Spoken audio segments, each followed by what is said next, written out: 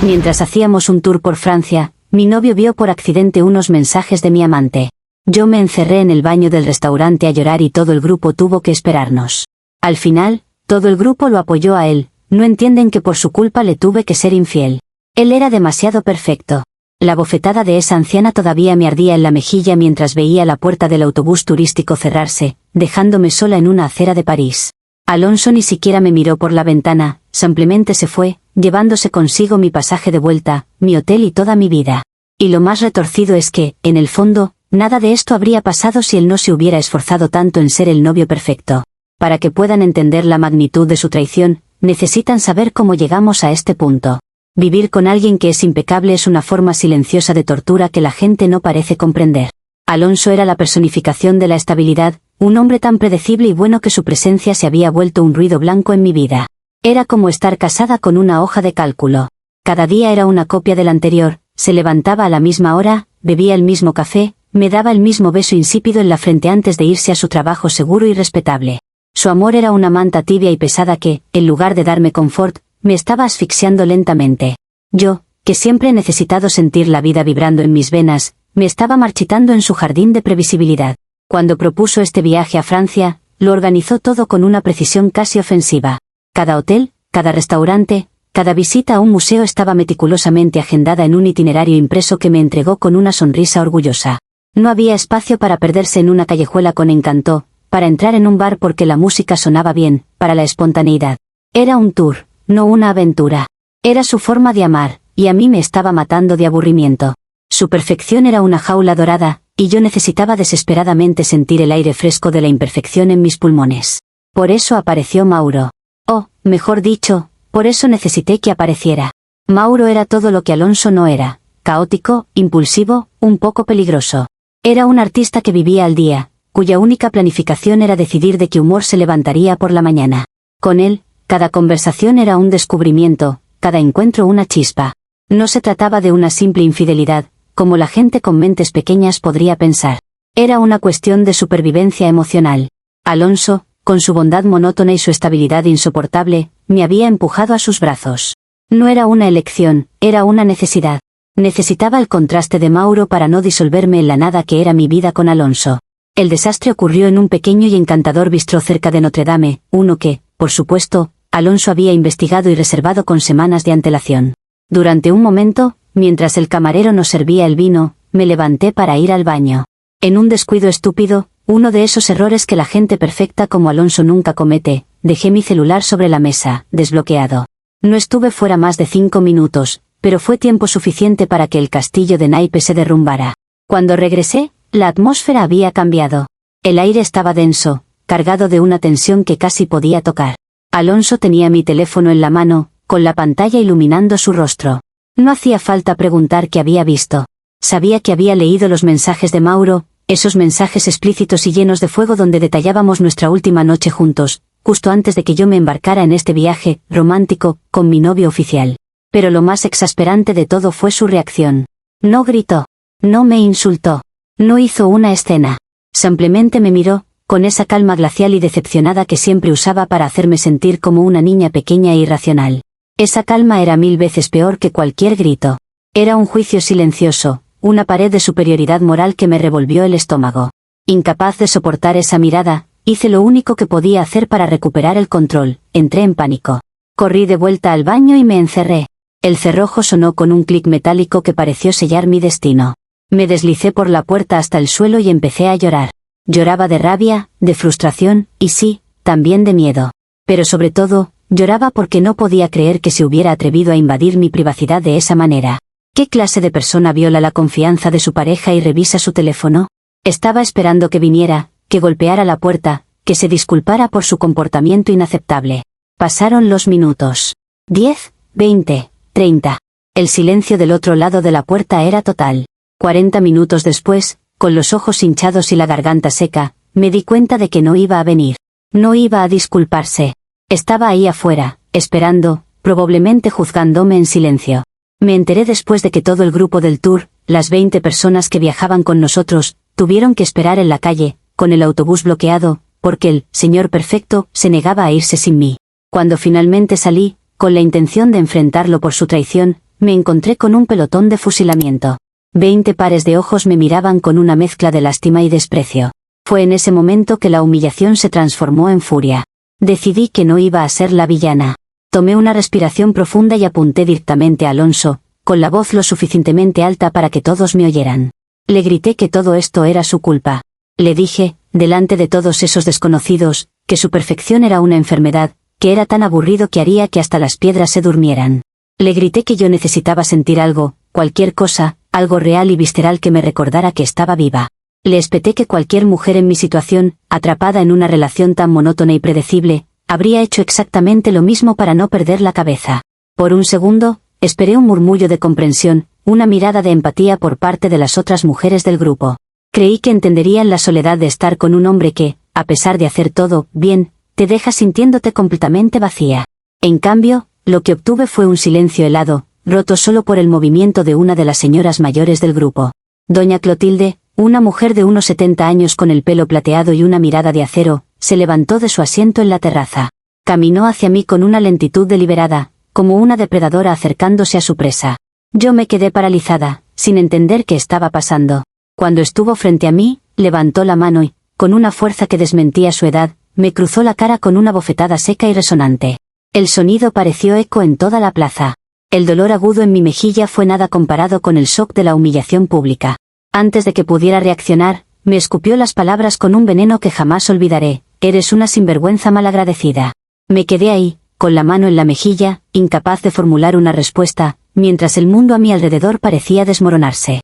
Alonso, que había presenciado todo sin mover un músculo, ni siquiera se molestó en defenderme. Ni siquiera levantó la voz. Con una frialdad que me congeló la sangre, se acercó al guía turístico y le dijo algo en voz baja. Luego se giró hacia mí, y sus palabras fueron tan precisas y crueles como un bisturí. Me informó que había cancelado mi vuelo de regreso y todas mis reservas en los hoteles que seguían en el itinerario. Me recordó que todo estaba a su nombre y había sido pagado con su tarjeta de crédito. Su última frase fue una sentencia de muerte: buena suerte en París. Sin una segunda mirada, se dio la vuelta y se subió al autobús, seguido por el resto del grupo, que me evitaba la mirada como si yo tuviera la peste. Me dejaron allí, parada en medio de la acera, sin hotel, sin pasaje de vuelta y con el ardor de una bofetada en la cara. Él iba a seguir disfrutando del viaje, libre de la carga que yo representaba, mientras yo tenía que averiguar cómo demonios iba a sobrevivir, sola y sin recursos, en una de las ciudades más caras del mundo. Actualización 1. El shock inicial de ser abandonada en una acera parisina se descongeló lentamente, dando paso a un pánico helado que me recorrió la espalda. Estaba sola. Completamente sola, en una ciudad donde apenas hablaba el idioma, sin un lugar donde dormir y sin un billete de avión para volver a casa. La bofetada de esa anciana había sido la primera gota de una tormenta de humillación que ahora me ahogaba. Me senté en el bordillo, con el ruido del tráfico y las voces extrañas a mi alrededor, y sentí como la rabia empezaba a burbujear bajo la superficie del miedo. ¿Cómo se había atrevido Alonso a hacerme esto? ¿Dejarme tirada como si fuera basura, solo por haber descubierto una verdad que él mismo había provocado? Su crueldad no tenía límites. Después de lo que pareció una eternidad, saqué el teléfono, mi única conexión con el mundo que conocía. La única opción que me quedaba era la más humillante de todas: llamar a mis padres. Marqué el número con los dedos temblorosos, preparando la historia que necesitaba que creyeran, una versión de los hechos donde yo era la única víctima. Cuando mi madre contestó, con su voz cálida y preocupada, rompí a llorar. Fue una actuación magistral, alimentada por una dosis muy real de desesperación. Le conté, entre sollozos, que Alonso se había vuelto loco. Le dije que habíamos tenido una discusión, un malentendido, sin importancia, y que él había reaccionado de una forma monstruosa. Le pinté un cuadro de abuso psicológico, de un hombre controlador que, al no poder salirse con la suya, me había castigado de la forma más sádica posible, abandonándome en un país extranjero sin dinero ni recursos. Omití, por supuesto, la existencia de Mauro, la causa real del malentendido. Eso solo complicaría las cosas y desviaría la atención del verdadero crimen, el abandono cruel y calculado de Alonso. Mis padres, como esperaba, se horrorizaron. Mi padre tomó el teléfono y, con la voz temblando de furia, me prometió que me sacarían de allí, que ese desgraciado de Alonso se las pagaría. La llamada terminó con la promesa de que me comprarían un pasaje de vuelta lo antes posible. Mientras esperaba la confirmación, sentada en la cafetería de un hotel donde me había colado para usar el wifi, no sentí ni una pizca de culpa por la mentira que les había contado. Tampoco sentí remordimiento por el hecho de que tuvieran que endeudarse para rescatarme. En mi mente, Ellos estaban haciendo lo que cualquier padre haría por su hija indefensa. Yo era la víctima aquí, y el coste de mi rescate era solo una pequeña parte de la enorme deuda que Alonso tenía ahora conmigo.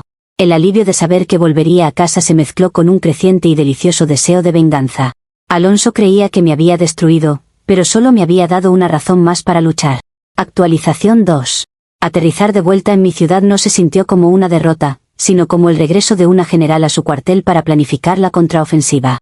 Mis padres me recibieron en el aeropuerto con abrazos y miradas de compasión, completamente convencidos de mi narrativa del monstruo controlador. Me instalé de nuevo en mi antiguo cuarto, rodeada de las reliquias de mi adolescencia, y empecé a trazar mi plan. Cada objeto en la casa que habíamos compartido con Alonso, cada recuerdo, alimentaba mi furia. No iba a permitir que se saliera con la suya. Iba a destruir su reputación y su cuenta bancaria. Apenas una semana después de mi regreso, mientras todavía disfrutaba del papel de hija convaleciente, llegó un mensajero con un sobre. Era una notificación judicial. Alonso me estaba demandando. Al principio, no pude contener una carcajada amarga. ¿Demandarme a mí? ¿Por qué? ¿Por daños emocionales? La audacia del tipo era casi admirable. Se lo mostré a mis padres como prueba irrefutable de su locura y su naturaleza vengativa. Ven, les dije, no contento con abandonarme, ahora quiere jugar a la víctima en los tribunales. Esto, lejos de asustarme, me envalentonó. Era el primer movimiento en una guerra que yo estaba más que dispuesta a ganar. Llamé a un abogado que me habían recomendado, un tiburón conocido por no tener escrúpulos. En nuestra primera reunión, le conté mi versión de los hechos, cuidadosamente editada para presentarme como una mártir. Le hablé del abandono, de la humillación pública, del trauma de quedarme sola en París. El abogado me escuchó con una sonrisa depredadora, frotándose las manos ante la perspectiva de un caso tan jugoso. Cuando terminé, me reí y le dije que la demanda de Alonso era un regalo del cielo. Planeaba contrademandarlo por abandono de persona y por todo el sufrimiento que me había causado. Vamos a sacarle hasta el último centavo, le dije a mi abogado, con una convicción de acero en la voz. Ya me imaginaba la cara de Alonso cuando recibiera nuestra contrademanda. Lo veía retorciéndose, pagando por cada lágrima que había derramado. En mi mente, el juicio sería un escenario público donde yo, por fin, sería reivindicada. Todas las mujeres del jurado entenderían mi posición y castigarían a ese monstruo frío y calculador. Estaba tan segura de mi victoria, tan envuelta en mi propia narrativa de justiciera, que no vi el iceberg que se dirigía directamente hacia mí. Actualización 3. La primera señal de que mi plan maestro tenía un fallo catastrófico apareció durante la fase de descubrimiento de pruebas. Esperaba una batalla de acusaciones emocionales, de mensajes de texto sacados de contexto y testimonios sobre quién había herido más a quién. Estaba preparada para llorar en el estrado, para contar mi historia de soledad y asfixia emocional. Sin embargo, el abogado de Alonso no parecía interesado en mis sentimientos. De hecho, no mencionó la infidelidad ni una sola vez. Su estrategia era algo mucho más frío, más tangible, como pronto descubriría, infinitamente más devastador. En lugar de hablar de corazones rotos, sacó una pila de documentos que parecían extractos bancarios. Eran los registros de la tarjeta de crédito adicional que Alonso me había dado hacía más de un año, una tarjeta que, según nuestro acuerdo verbal, era exclusivamente para gastos de la casa. Mi abogado y yo nos miramos, confundidos. ¿Qué tenía que ver eso con el abandono en París? El abogado de Alonso, con una calma exasperante, comenzó a desglosar los gastos de los últimos 6 meses, justo el tiempo que llevaba viendo a Mauro. Leyó en voz alta las compras, una por una. Supermercado La Prosperidad, $300. Insumos de limpieza El Hogar, $150. Eran cargos que yo había hecho, registrándolos mentalmente como gastos inocuos para no levantar sospechas. Pero entonces, el abogado sacó una segunda pila de papeles. Eran las facturas reales correspondientes a esas transacciones. El cargo de $300 en el supermercado era, en realidad, un reloj de marca de una joyería de lujo. Los insumos de limpieza eran una cena carísima para 2 en el restaurante más exclusivo de la ciudad. La sala se quedó en silencio mientras él continuaba su masacre financiera.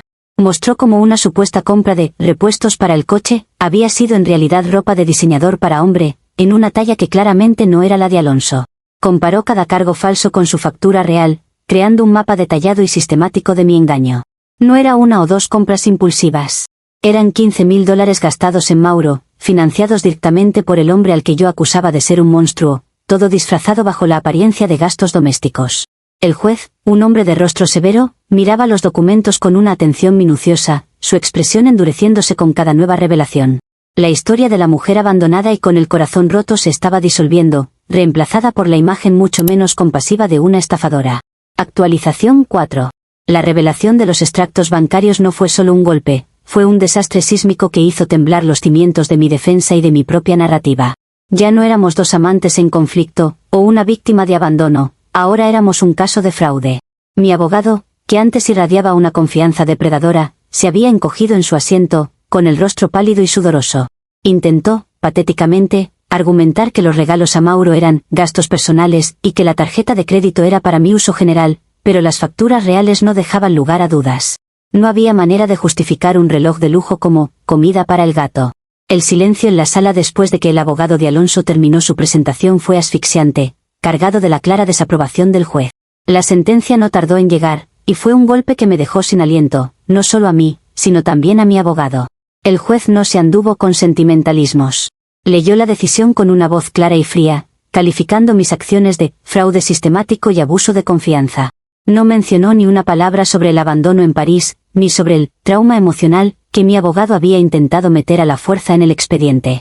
Para él, todo se reducía a números, a cargos falsos y a una manipulación descarada. Fui condenada a devolver los $15.000 que había gastado en Mauro.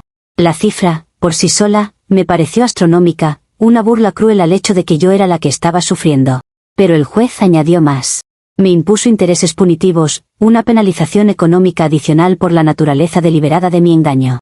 Y, por supuesto, fui condenada a pagar todas las costas legales del juicio, una suma que se sumaba a la ya abultada deuda. En total, la cantidad que debía era tan estratosférica que me hizo sentir náuseas. Cuando el juez me preguntó cómo planeaba saldar la deuda, sentí que la sangre se me helaba. No tenía $15.000 guardados bajo el colchón. Mi cuenta de ahorros, que en mi fantasía era un colchón para emergencias, en realidad solo tenía unos pocos cientos. Intenté explicar mi situación, pero el juez no era un terapeuta. Dictaminó que, al no poder pagar la suma de inmediato, mis activos serían embargados. Vi cómo mi abogado, con una expresión de completa derrota, asentía. La ejecución de la sentencia fue rápida y brutal. Mi cuenta de ahorros, la pequeña seguridad que creía tener, fue vaciada en cuestión de días. De la noche a la mañana, mis ahorros de años desaparecieron. Pero lo peor estaba por venir. Mi coche, ese pequeño sedán que me había costado tanto esfuerzo conseguir, mi único bien de valor real, fue el siguiente. Llegó una grúa y se lo llevó, dejándome a pie, sin un medio de transporte propio. Me quedé parada en la ventana, viendo cómo se alejaba el único símbolo de mi independencia, sintiéndome despojada de todo. Era como si Alonso no solo me hubiera quitado el futuro, sino que ahora también me quitaba el presente. Actualización 5.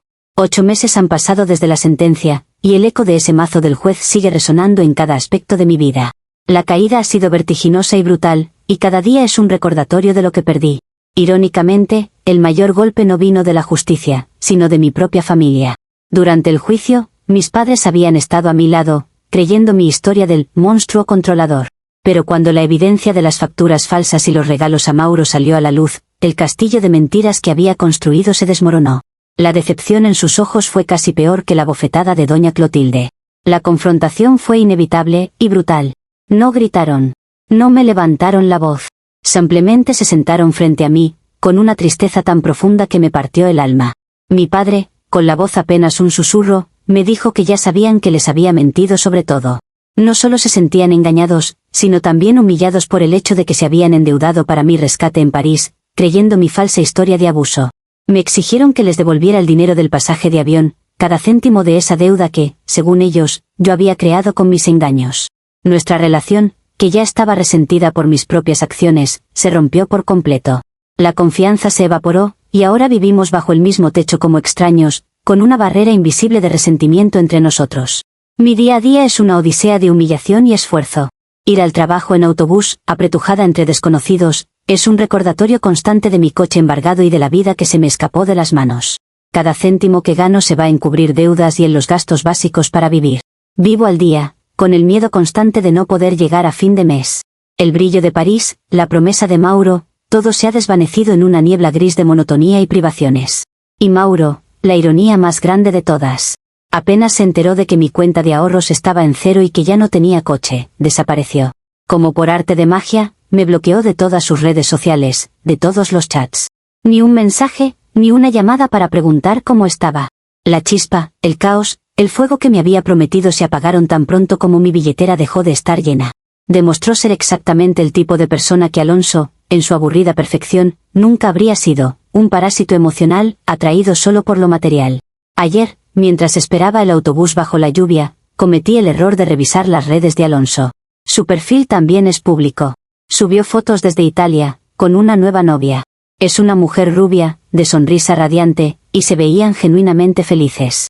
Él se ve relajado, sonriendo de verdad, no con esa sonrisa forzada que ponía conmigo. La escena era perfecta, idílica, un cuadro de felicidad que me apuñaló el corazón. No pude evitar pensar que esa vida, ese viaje, esa felicidad, deberían haber sido míos. Y mientras miro las migajas de mi existencia, no puedo evitar sentir que todo esto es profundamente injusto. Si Alonso hubiera sido un poco menos perfecto, un poco más interesante, un poco menos predecible desde el principio, yo no habría tenido que buscar la emoción en otro lado. No habría tenido que gastar su dinero para sentirme viva, para comprarme la felicidad que él era incapaz de darme. La culpa, al final, no es mía.